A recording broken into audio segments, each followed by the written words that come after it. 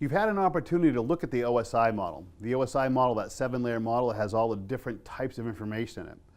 If we're using TCP/IP, we need to be able to put that different information from the OSI model into the headers to allow it to be evaluated as it goes across the wire.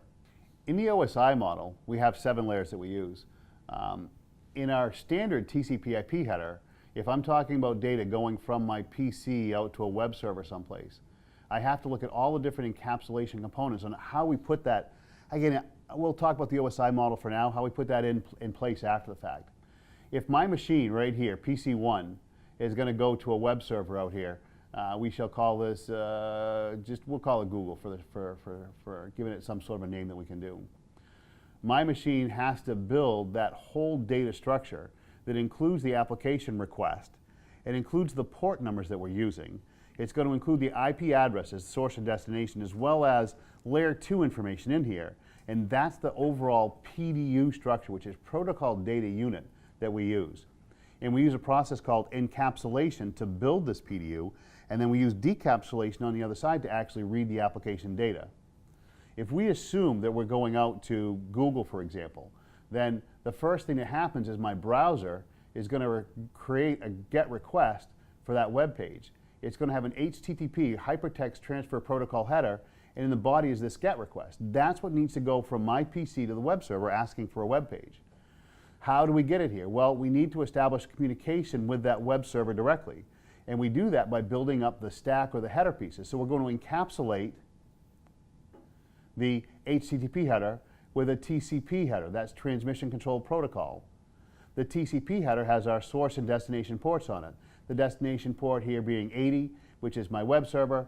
The source port being, I don't know, we'll make something up, 3201. Why can I make it up? Because it's a random number. The application stack, the network stack, actually generates a random source port, which goes back to whatever browser you're using back here, and that's how when the data comes back, it knows how to go back to that application running on the PC. That's what actually goes on in the TCP header. In front of the TCP header, we need to encapsulate that with our IP address information. So that's where the IP header comes in. Again, I've now encapsulated the existing data with an IP address. So my destination address, I'll make an address up here that doesn't make any difference, 74, 75, 76, 77. That's a public address. My address, 192.168.1.100. Source destination IP address. Now that gets me there globally. That allows me to find a global location. Again, I should probably go back and we'll talk about this more later. I don't actually find this global location. I just realized it's not on my network. It's all for me about building this PDU, this Protocol Data Unit. And the next piece of information that goes on my PDU is actually this front piece out here, which is my MAC address header. This is the MAC address. This is the layer 2 header that we need to put on. When this gets put on, we do also, in fact, put on a frame check sequence back here.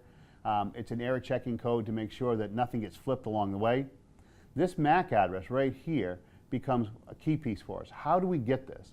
I know your IP address because I was able to do a DNS lookup. If I was going to Google, I would have gone to www.google.com.